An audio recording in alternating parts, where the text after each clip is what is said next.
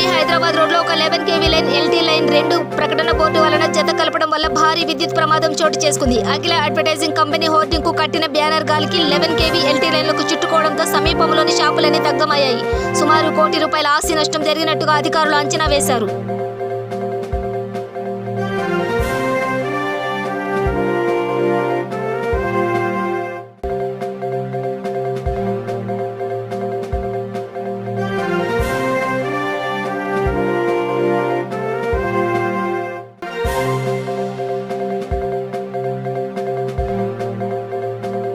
నిజామాబాద్ జిల్లా వర్ణి మండలం కేంద్రంలోని వడ్డేపల్లి గ్రామంలో 30 పడకల ప్రభుత్వ ఆసుపత్రి పరిస్థితి ముందు నుయ్యి వెనుక కొయ్యి అన్నచందంగా మారింది. ఆసుపత్రిలో సకల సౌకర్యాలు ఉన్నా, వైద్యులు ఉన్నా వైద్యం అందని ద్రాక్షగా మారిందని, దీంతో అనేక గ్రామాలకు చెందిన ప్రజలు చికిత్స కోసం వస్తే వైద్యం అందకపోవడంతో తెలిసి తెలియని వైద్యుల వద్దకు వెళ్లి జేబులు ఖాళీ చేసుకుంటున్న దుస్థితి ఏర్పడుతుందని, ప్రభుత్వం కోట్లు వెచ్చించి మెరుగైన వైద్యం అందించాలని ఆదేశాలు ఇస్తుంటే క్రింది స్థాయిలో అవి అమలు జరగడం లేదని పలువురు మండిపడుతున్నారు.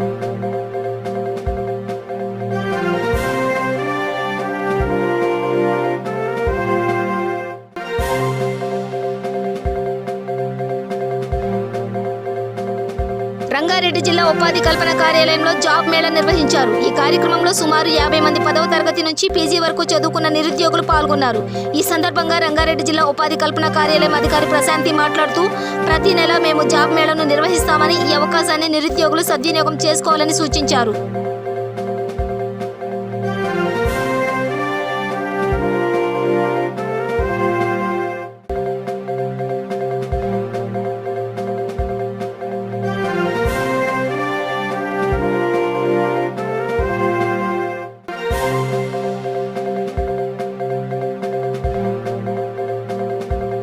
మానవ మనుగడ కొనసాగాలంటే హరితహారం ఎంతగానో ఉపయోగపడుతుందని బోధన్ ఎంపీపీ బుద్దే సావిత్రి, బోధన్ ఎక్సైసీఐ రాములు అన్నారు.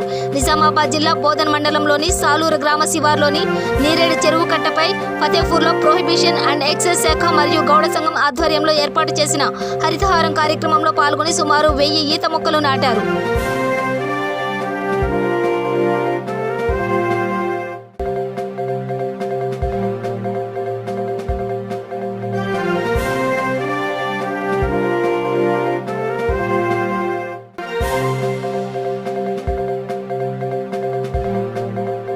సూర్యాపేట జిల్లా నూతన్కల్ మండలం చిల్పగుట్ల గ్రామంలో ఎల్బీ నగర్ ట్రాఫిక్ సీఏ అంజపల్లి నాగుమల్లు తన ఉదార స్వభావాన్ని చాటుకున్నారు. పంతం లక్ష్మమ్మ వయసు 70 సంవత్సరాలు, 3 కూతుర్లు, భర్త రామస్వామి 10 సంవత్సరాల క్రితం చనిపోగా తన చిన్న కూతురు పద్మ, మనవరాలతో సహా ముగ్గురు ఒక పూర గుడిసెలో జీవనం సాగిస్తున్నారు. ఇటీవల కురిసిన వర్షాలకు గుడిసె కూలిపోవడంతో ట్రాఫిక్ సీఏ అంజనపల్లి నాగమల్లు దృష్టికి రావడంతో వారికి ఒక ఇంటిని నిర్మించాలని అనుకున్నారు. ఏది ఏమైనా ఇల్లు కట్టించాలి అని సీఏ నిర్ణయించుకుని ₹1,00,000తో 1 నెల రోజుల్లో 2 గదుల ఇంటిని నిర్మించి వారికి అప్పగించడం జరిగింది.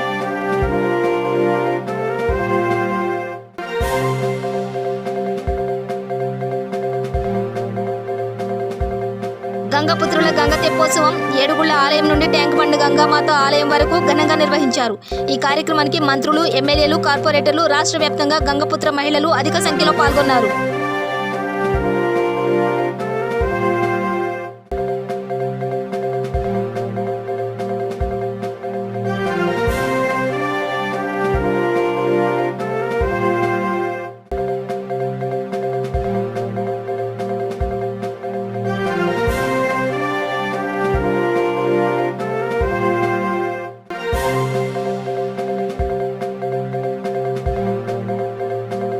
ఆదిలాబాద్ జిల్లా ఇచ్చోడ మండలం కేంద్రంలోని జాతీయ రహదారిపై ₹1,000 ప్రభుత్వ ఔషధాలు రోడ్డుపై పడి ఉండడం గమనార్హం.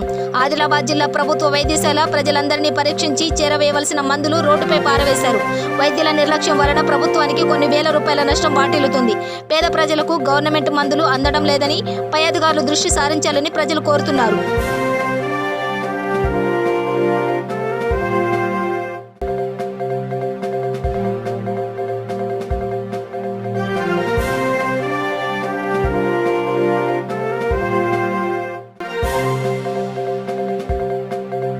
హైదరాబాద్లోని బంజారా హిల్స్లో తెలంగాణ ఫిలిం కల్చరల్ సెంటర్ కార్యక్రమం ఘనంగా నిర్వహించారు. ఈ కార్యక్రమంలో Telangana film chamber of commerce రాష్ట్ర అధ్యక్షులుగా ప్రతాని రామకృష్ణ గౌడ్, కార్యదర్శిగా డాక్టర్ కాచూరు సత్యనారాయణ గుప్తా నియమితులయ్యారు.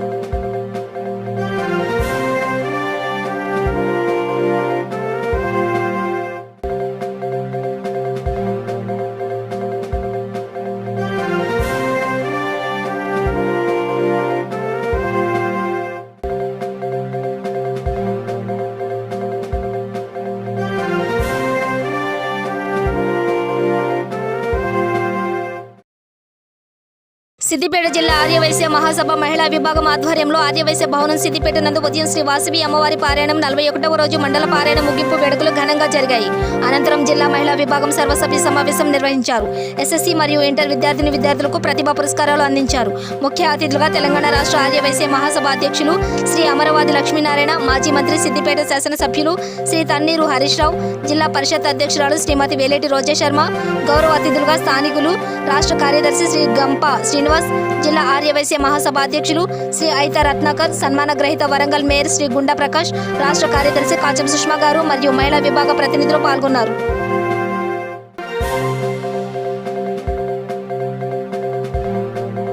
హైదరాబాద్ బషీర్బాద్ ప్రెస్ క్లబ్ లో సూర్యచంద్ర కల్చరల్ మరియు సోషల్ సర్వీసెస్ ఆధ్వర్యంలో సేవా భారతి గురు బ్రహ్మ 2019 అవార్డులను ప్రదానం చేయడం జరిగింది. ఈ కార్యక్రమానికి ముఖ్య అతిథిగా ప్రభుత్వ సలహాదారులు డాక్టర్ వేణుగోపాలాచారి, మీ3 news channel chairman doctor Kacham Satyanarayana Gupta, lion Chillara Rajasekhar Reddy తదితరులు పాల్గొన్నారు.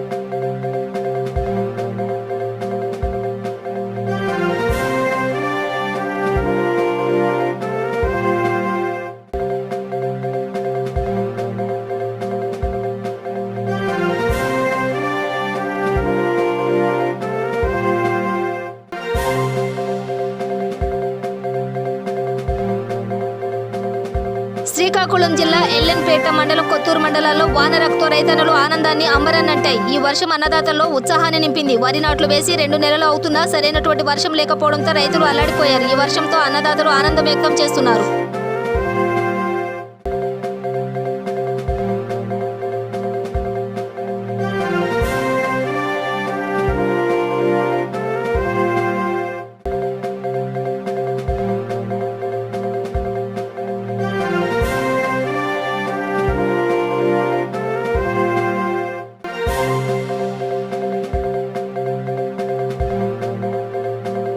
సామాజిక సాంస్కృతిక కార్యక్రమాల్లో పాల్గొని సందడి చేసే తెలంగాణ ములుగు ఎమ్మెల్యే సీతక్క తాజాగా కబడ్డీ ఆడారు. ములుగు మండలం జాకారంలోని బాలికల మినీ గురుకుల పాఠశాలలో ఎంటర్టైన్మెంట్ వేడుకలు జరిగాయి. ఈ కార్యక్రమానికి ఎమ్మెల్యే సీతక్క ముఖ్య అతిథిగా హాజరయ్యారు. విద్యార్థులతో కలిసి సరదాగా కబడ్డీ ఆడి వారిలో ఉత్సాహాన్ని నింపారు.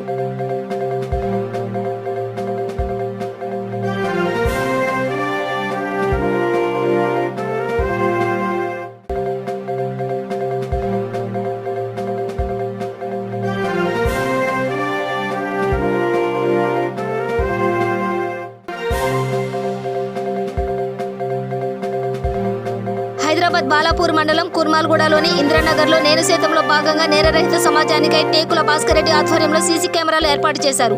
12 సీసీ 2.38 లక్షలు విలువ చేసే కెమెరాలను ఆదిపట్ల సీఏ నరేందర్ ప్రారంభించారు.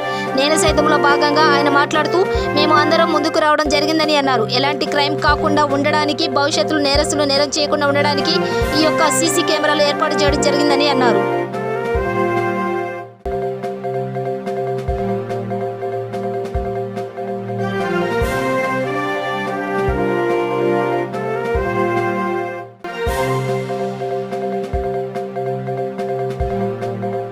రైడ్ హైరింగ్ సర్వీసుల్లో మరో కొత్త యాప్ ఆధారిత సంస్థ టోరా క్యాబ్ నగరంలోకి ప్రవేశించింది. క్యాబ్ సర్వీస్ సంస్థలు ఓలా, ఉబేర్తో విసిగిపోయిన హైదరాబాద్ వాసులకు శుభవార్తను అందిస్తోంది.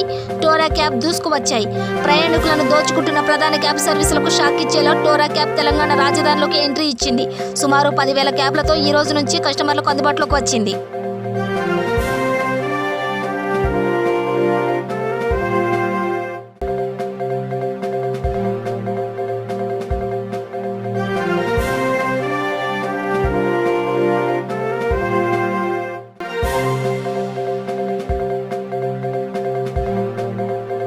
కామ్రేడ్ ఇంద్రజిత్ గుప్తా శత జయంతి ఉత్సవాల సందర్భంగా ఆర్టికల్ 370 రద్దుపై హైదరాబాద్లోని సిపిఐ భవన్లో కాశ్మీర్ పరిణామాలపై సిపిఐ ప్రధాన కార్యదర్శి డి రాజా ప్రసంగించారు.